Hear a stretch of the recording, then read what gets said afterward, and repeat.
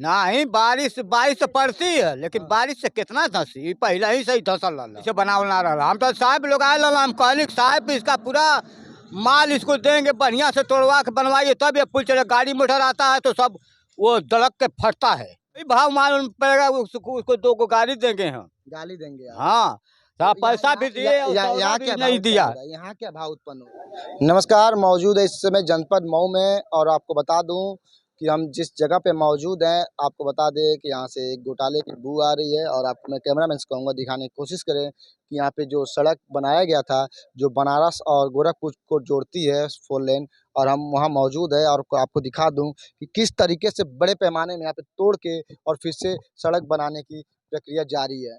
आखिर बनाया ही क्यों गया जब तोड़ना था, आखिर तोड़ा ही क्यों गया फिर जब बनाना ही है। ये तो बड़ा मुद्दा है और बड़ा सवाल है, क्योंकि आपको बता दें कि जो जनता का टैक्स जाता है वो कहीं ना कहीं सरकारी कार्यों में लगाया जाता है, जिससे जनता के लिए काफ़ी आराम मिलता है। लेकिन देखा जाए तो यहाँ तो जनता के टैक्स का पूरा दुरुपयोग हो रहा है।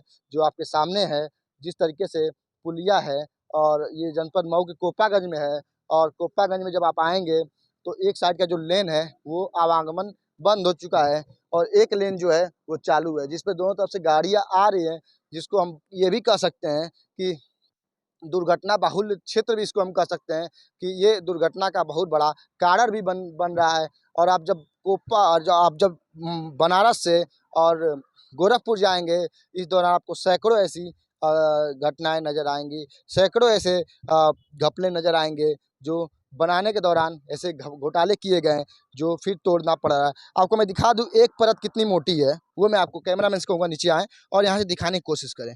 एक परत की कीमत आपको समझ में आ जाएगी। एक परत ये आप देख सकते हैं कितनी मोटी है, इसको तोड़ना पड़ रहा है।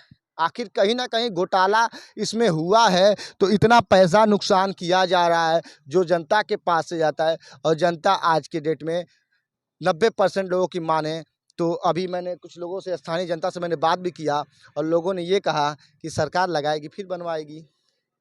तो जनता को ये भी नहीं मालूम हो पा रहा है कि वो आपके ही घर से आपने जो टैक्स दिया वो सरकार लगाती है इस कार्यों में, और जब सरकार फंड करती है इन कार्यों में तो बीच में पड़े जो अधिकारी होते हैं, जो ठेकेदार होते हैं, वो ऐसे घोटालों को करने में थोड़ा भी शर्माते नहीं हैं, थोड़ा भी नहीं घबराते हैं, थोड़ा भी नहीं हिचकिचाते हैं कि क्या कभी मेरे ऊपर कार्रवाई हो सकती है, या हमारे भी बाल बच्चे हैं, जब हम किसी को लूटेंगे तो हमारे बाल बच्चों पे क्या असर पड़ेगा। आपको बता दूं कि वहाँ दिखा सकते हैं कि एक बुजुर्ग हैं बकरी चरा रहे हैं। अभी जब मैंने उनसे बयान लिया उन्होंने ये कहा कि सरकार लगा रही है और सरकार बनवा रही है, टूट गया फिर से सरकार बनवा रही है, लेकिन इनको ये नहीं मालूम चल पाया कि घर से जो ये निकलते हैं बकरी दिन भर चढ़ाते हैं फिर शाम को घर जाते हैं, कैसे 200-300 रुपये लोग कमा लेते हैं एक दिन में, लेकिन इनके घर का जो टैक्स जाता है वो ऐसे कार्यों में लगता है, और ऐसे कार्यों में जब सरकार देती है पैसा लगाने के लिए तो कहीं ना कहीं ठेकेदारों की और अधिकारियों की मिलीभगत से ऐसे घोटाले देखने के लिए मिलते हैं। ये यहीं की बात नहीं है, ये आप जब गोरखपुर से और जब बनारस को चल के तो आपको दिखा सकता हूँ कि किस तरीके से बीच बीच में ऐसे घोटाले नज़र आएंगे। सड़क बनाई तो गई, सड़क को बहुत अच्छे से बनाया गया और बीच में डिवाइडर लगाया गया जहाँ फूल पत्ती भी लगाई गई, लेकिन जो रोड है उसको फिर तोड़ने की आवश्यकता क्यों पड़ गई? क्या ऐसा कारण हो गया कि एक छोटा सा नहीं बहुत बड़े बड़े पैमाने पे रोड को तोड़ा गया और तोड़ने के बाद फिर उसको बनाया जा रहा है? तो भाई बनाया ही क्यों गया जब तोड़ना था, और जब तोड़ा ही क्यों जा रहा है जब बनाना है? आपको दिखा दूं कि एक तरफ देख सकते हैं कि उधर से गाड़ी आ रही है, एक लेन है इधर से भी गाड़ी जा रही है, तो कहीं ना कहीं ये दुर्घटना को दावत दे रहा है। और यही नहीं, बनारस से जब आप गोरखपुर जाएंगे तो ऐसे कई जगह आपको मिलेगा कि एक ही लेन पे गाड़ियाँ चलेंगी, क्योंकि ये ऐसे घोटाले जो है वो आपको नज़र आएंगे। तब तक के लिए बने रहें, और भी ज़मीनी मुद्दे हम जो हैं वो खोज रहे हैं और उठाने की कोशिश कर रहे हैं। बस जनता क्या है, जागरूक नहीं है। अगर जनता जागरूक होती तो ऐसे घोटाले नहीं देखने के लिए मिलते। जब जनता आवाज़ उठाएगी और जब सब मिल के आवाज़ उठाएंगे तो ऐसे घोटालों पे जांच होगी, और जब जांच होगी तो कार्रवाई भी होगी 100%। लेकिन जनता जो है अभी जानने से और पहचानने से इनकार कर रही है, अपने अधिकारों को नहीं समझ पा रही है, तो जिसका कार्य बहुत बड़ा कार्य ये आपको देखने के लिए मिल रहा है, बहुत बड़ा घोटाला। और एक साइकिल सवार आ रहे हैं, उनसे हम जानेंगे और बात करेंगे। थोड़ा सा रुक जाएंगे ना? कहाँ घर पड़ेगा? यही कोपागंज है। क्या नाम है? राहुल। कहाँ से आ रहे हैं? आ रहे हैं हम तो वहाँ से सरोज से।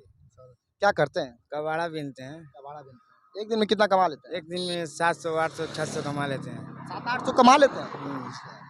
टैक्स वगैरह देते हैं कि नहीं सरकार? पैसा नहीं, सरकार नहीं देती है। मतलब आप सरकार को टैक्स देते हैं कि नहीं? नहीं मालूम है, हम लोग को ये नहीं मालूम, खाली कमाते मकान हैं। उकान है आपका? हम्म। घर वास टैक्स जाता है? हाँ, पैसा बिल जमाते होती है। होती है ना? हम्म। तो टैक्स जमा होता है। तो ये जो टूटा है यहाँ पे, बहुत बड़े पैमाने देखिए तोड़ा गया है। ये कहाँ से आ रहा है? कहाँ से आता है? ये सरकार की वजह से आता है, सरकार की ओर से।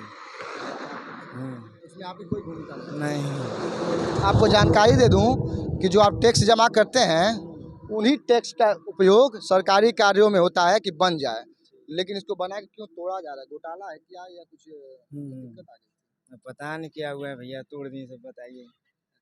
फिर बनाया जा रहा है, फिर बनाया जाएगा उसको।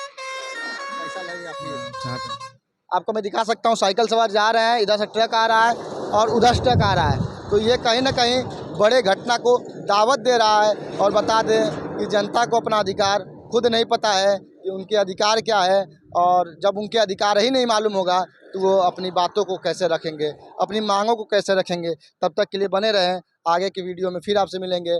ऐसे ही कुछ मुद्दे उठाएंगे जहां जनता से फिर वार्ता होगी और जनता से देखा जाए कि आगे और भी जो मिलने वाले लोग हैं या वो किस तरीके से जागरूक हैं और क्या वो कहते हैं। तब तक के लिए धन्यवाद।